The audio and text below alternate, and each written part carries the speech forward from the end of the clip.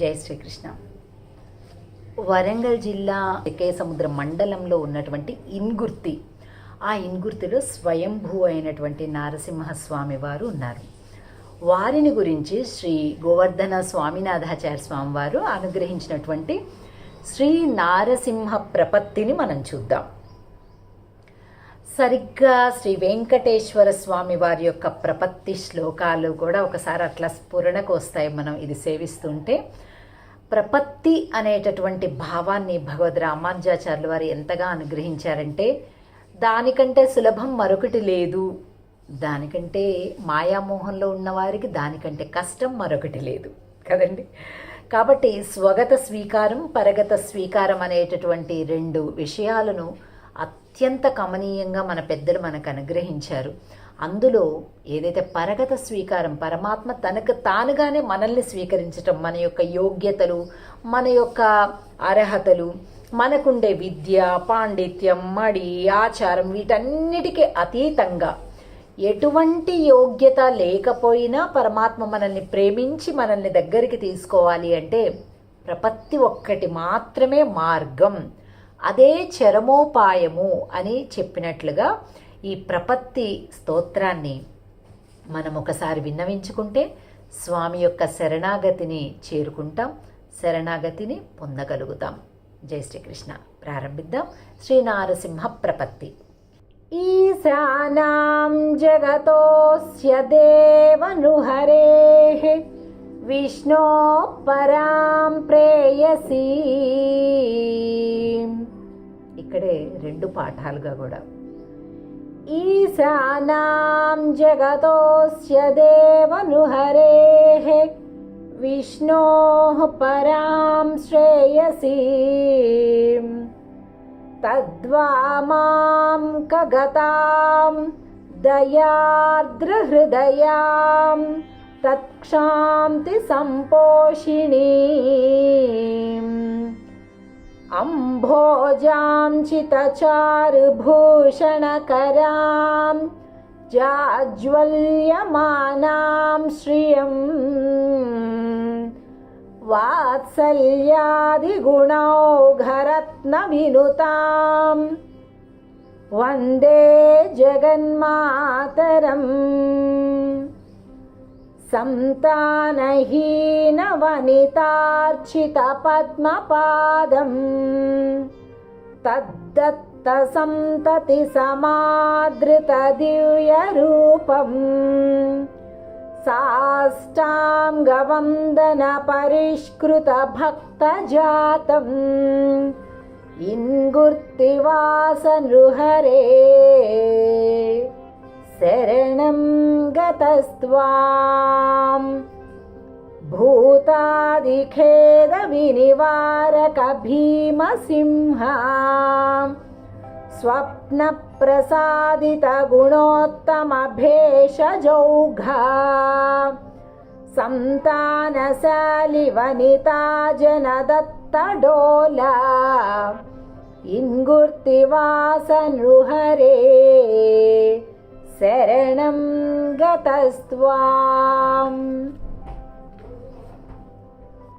అర్చాస్వరూప బహిరాగత దూరదేశ సంచార ఖిన్న చరణౌ సమరాగ భావౌ కాణాది పంగు పరిదర్శిత రుక్మకాంతి శ్రీ నారసింహ చరణౌ శరణం ప్రపద్యే.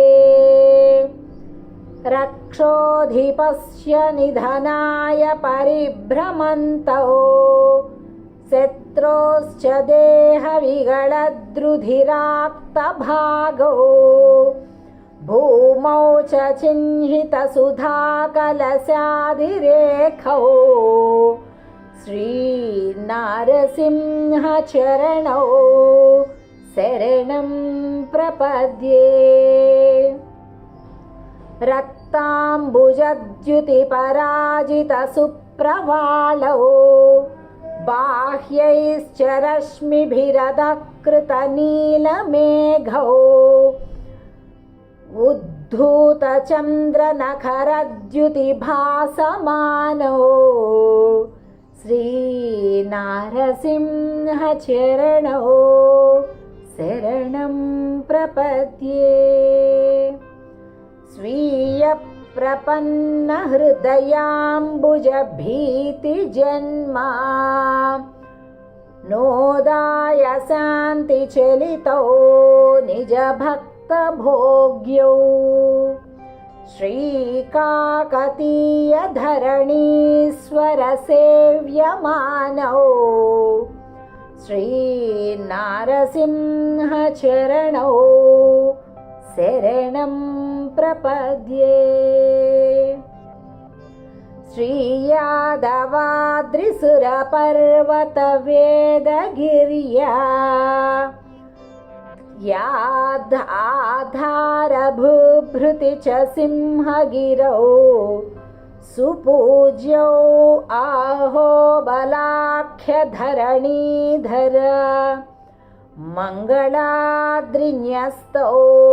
नृसिंहचरणौ शरणं प्रपद्ये।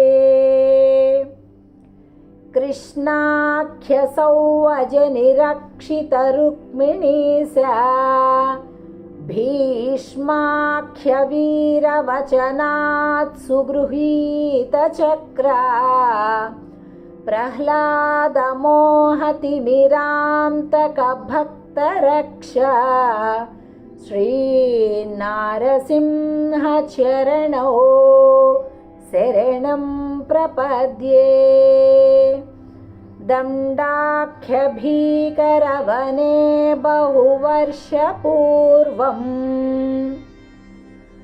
विन्यस्य सव्रणतता मृदुलौ मनोज्ञौ भूयोऽपि मत्यवपुषाश्रितसिंहचिह्नौ इन्गुर्तिवासनृहरेश्चरणौ प्रपद्ये। प्रह्लादभक्तमणये भयदानदक्षम् हस्तं प्रदर्शय वरप्रदमादृशाय व्यामोहहेमकसिपोर्भयविद्रुताय इन्गुर्तिवासनृहरे शरणं गतोऽस्मि।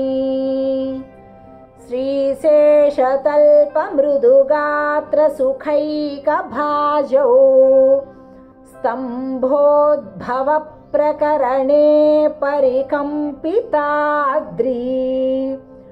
उद्धूतकान्तिसुतिरस्कृततारकाभौ श्रीनारसिंहचरणौ शरणं प्रपद्ये। सर्वेषु देवनिवहेष्वपि मुख्यभूता ब्रह्माख्यदेववरमन्त्रपदाभिनन्द्यौ अच्छेन कान्तिनिवहेन मशीकृतेन्दु श्रीनारसिंहचरणौ शरणं प्रपद्ये। भूमे प्रकम्पनविदारितशत्रुचित्तौ स्वस्तोत्रजालभयवर्जितभक्तनेत्रौ अर्धेन नारवपुषाश्रितसर्वभूतौ श्रीनारसिंहचरणौ शरणं प्रपद्ये। लक्ष्मीनिवासनिरवध्यगुणैकपूर्णा प्रह्लादभक्तपरितोषितभक्तरक्षा अर्चावतारसमुपाश्रितमोक्षदातः स्यां किंकरोऽहमनिशं तव पादमूले। ॐ श्रीनारसिंहाय नमः। సర్వం శ్రీకృష్ణార్పణమస్తు. జై శ్రీకృష్ణ. ఇలాగే మన స్వగ్రామాలలో ఉన్నటువంటి భగవంతుని యొక్క స్తోత్ర పాఠాలు కానీ, అలాగే ప్రపత్తి శ్లోకాలు కానీ, సుప్రభాతాలు కానీ ఉంటే మనం ఎక్కడో ఉండేటటువంటి స్వామిని ఎలాగో దర్శించుకుంటాం. తిరుపతికి వెళ్తాం, సింహాచలం వెళ్తాం, అహోబిలం వెళ్తాం. కానీ మన సొంత గ్రామంలో ఉండేటటువంటి స్వామిని గురించి మాత్రం మర్చిపోతున్నాం. కనుక అలా జ్ఞాపకం తెచ్చుకునేటటువంటి ప్రయత్నంలో భాగంగా వీటన్నింటినీ మనం చదువుతున్నాం.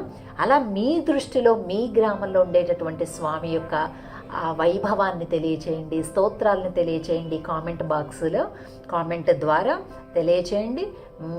మా వంతు మా వైపు నుండి ఏం చేయాలో అంటే చదివి మనం రికార్డ్ చేసి అందరికీ వినిపించాలి అనేటటువంటిది అవకాశం ఉన్నంత వరకు మేము తప్పకుండా నిలబడతాం.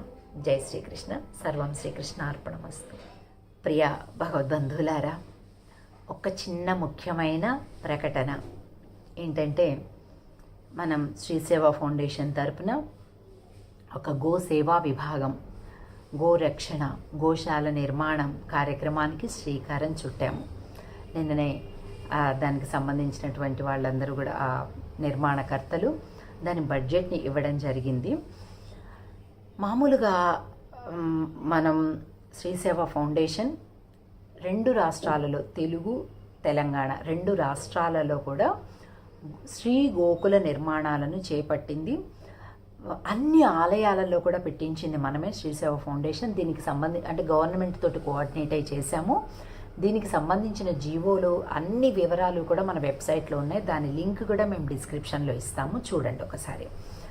అయితే ఇప్పుడు ఇవాల్టి కాలానికి సంబంధించినంతగా ఏంటంటే, ప్రతి ఒక్క గోశాలలో కూడా, గోశాలలు ఎక్కువయ్యాయి కానీ ప్రతి గోశాలలో కూడా ఫండింగ్ స్కేర్సిటీ ఉంటుంది. అంటే డొనేషన్స్ యొక్క స్కేర్సిటీ. ఎందుకంటే గోమాత యొక్క భారం కొద్దిగా భారంగా ఉంటుంది కాబట్టి, అంటే రైతులకైతే ఈజీగా ఉంటుంది కానీ ఇప్పుడు రైతులు కాదు కదా చేసేది, కాబట్టి కొద్దిగా భారంగా ఉంటుంది. అందుకోసం శ్రీ సేవా ఫౌండేషన్ గో ఆధారిత పంచగవ్య ఉత్పత్తులు, అంటే గోమయం, గోమూత్రం, గోవు నెయ్యి, గోవు పెరుగు, గోవు పాలతోటి తయారు చేసినటువంటి ప్రమిదలు, దాన్ని ప్రతిరోజు మనం ఇంట్లో వెలిగించుకునేలాగా చక్కగా 365 ప్రమిదల సెట్లు త్వరలో రాబోతున్నాయి. అన్ని గోశాలల నుంచి కూడా మనం గోమయం, గోవు పాలు, గోవు వెన్న, గోవు నెయ్యి, గోవు పాలు, గోవు పెరుగు ఇవన్నీ కూడా కలెక్ట్ చేసుకుంటాం. గోశాలలు మనం ఇంట్లో అవి కొనుక్కొని మనం ఇంట్లో ఈరోజు ఇది వెలిగించటం, దాన్ని తిరిగేసి ఆ రోజు అయిపోయిన తర్వాత తీసుకెళ్ళి మొక్కల్లో వేసేసుకోవటం. అటు మొక్కకి ఎరువు అవుతుంది, ప్రతిరోజు గోమయ పూరితమైనటువంటి ఒక దీపాన్ని మనం పట్టుకోవడం అవుతుంది. అలాగా గోశాలలకి మనం ధనాన్ని పంపించినట్లు అవుతుంది. మన ఇంట్లో గోమయే వసతే లక్ష్మి, అంటే లక్ష్మి ఉంటుంది కాబట్టి గోమయంలో ప్రతిరోజు అమ్మవారికి, స్వామివారికి దానిలో మనం దీపం దానం హారతిస్తాం. ఇలాంటి శిక్షణ ఇవ్వటం, అలాగే తిరిగి వాటిని మనం పర్చేస్ చేయటం, తిరిగి భక్తులతోటి కొనిపించటం, కనుక పరోక్షంగా అన్ని గోశాలలకి కూడా ఆ ధనాన్ని పంపించటం, ఇలాంటి ఒక కార్యక్రమాన్ని మనం సంకల్పం చేసాం. అందుకోసం అని చెప్పి ఒక చిన్న గోశాల, చాలా చిన్న గోశాల, ఒక 3 గోవులు మాత్రమే ఉండేటటువంటి ఒక గోశాల నిర్మాణం మన ఆశ్రమ ప్రాంగణంలో నిర్మాణానికి శ్రీకారం చుట్టాము. దాని యొక్క బడ్జెట్ 4 లక్షల రూపాయలు. గోశాల మొత్తం కలిపి 4 లక్షలలో పూర్తి అవుతుంది. కాబట్టి ఎవరైనా మీ ఒక్కరి పేరు మీదనే గోశాల చేసుకోవాలి అంటే మీ ఒక్కరి పేరు మీదనే గోశాల నిర్మాణం జరుగుతుంది. లేదా మీరు కొంతమంది దగ్గర నుంచి కలెక్ట్ చేసి కూడా మా తరపు నుంచి గోశాల నిర్మాణం అండి అని అంటే అలాగా కూడా చేసే అవకాశం ఇప్పుడు ఉంది. తర్వాత గోవుల్ని తీసుకొస్తాం, అది వేరు, అది మళ్ళీ తిరిగి వేరే బడ్జెట్ ఉంటుంది. సో మీకు గోవును దానం చేయాలని కానీ, గోశాల నిర్మాణంలో భాగం తీసుకుందామన్నా కానీ తప్పనిసరిగా ఇప్పుడు చాలా శీఘ్రంగా మీరు రెస్పాండ్ అవ్వండి. మన వెబ్సైట్లోనే నా ఈ కాంటాక్ట్ నెంబర్, ఫోన్ నెంబర్ ఉంటుంది. దానికి మీరు వాట్సాప్ మెసేజ్ ఇవ్వచ్చు, మీ ఆసక్తిని తెలపచ్చు. లేదా ఇక్కడే కామెంట్ బాక్స్లో మీ నెంబర్ ఇస్తే మన కార్యాలయం నుంచి మీకు ఫోన్ వస్తుంది, మీరు వివరాలు చెప్పచ్చు. అలాగే తర్వాత ఇంక ఈ ప్రమిదలు అవన్నీ కూడా చాలా త్వరలోనే రాబోతున్నాయి. వచ్చిన తర్వాత మళ్ళీ తిరిగి మరొక ఎపిసోడ్లో నేను తెలియజేస్తాను. ఇది మా ఉద్దేశం ఏంటంటే, గోమాత కాపాడబడాలి అంటే మనం ర్యాలీలు చేస్తే, ధర్నాలు చేస్తే, సభలు పెడితే అవ్వదు. అవుతుందండి? అవ్వదు. గోమాత యొక్క పేడలో అంటే గోమయంలో లక్ష్మి ఉంది, ఇది శాస్త్రం చెప్తుంది. అందుకే కదా మనం ముందు ఆవు పేడ మూత్రంతో శుభ్రం చెయ్యండి, ఆలయంలో విగ్రహం కూడా అక్కడ ప్రతిష్ఠ చెయ్యకూడదు, అంత పవిత్రం. హోమకుండానికి కూడా మనం గోమయంతో మనం అలుకుతాం, అంత పవిత్రం. సృష్టిలో ఏ జీవి యొక్క అశుద్ధము కూడా శుద్ధి కానే కాదు, అది అశుద్ధం పేరే. కానీ గోవు మయం మాత్రం పరమ పవిత్రం. భగవంతుడిని అక్కడ నిలపటానికి కూడా ఆ స్థానాన్ని పవిత్రం చేస్తుంది. కాబట్టి మనం దాన్ని విశ్వసించి ముందుకు వెళ్ళేటటువంటి వాళ్ళం కనుక ఎవరెవరైతే ఈ విరాళాల కార్యక్రమంలో మీరు పాల్గొంటారో, ప్రతి అమావాస్య పౌర్ణమి 2 రోజులు కూడా గోశాలలో హోమం జరుగుతుంది. మీరందరూ కూడా జూమ్లో చక్కగా మీరున్న ప్రదేశంలోంచి కూడా దర్శనం చేసుకోవచ్చు. మీ గోత్రనామాలతోటి అక్కడ పూజా కార్యక్రమం జరుగుతుంది, హోమం జరుగుతుంది గోశాలలోనే. కాబట్టి మనం తప్పనిసరిగా ఈ కార్యక్రమానికి మీ వంతు విరాళాలను అందించండి.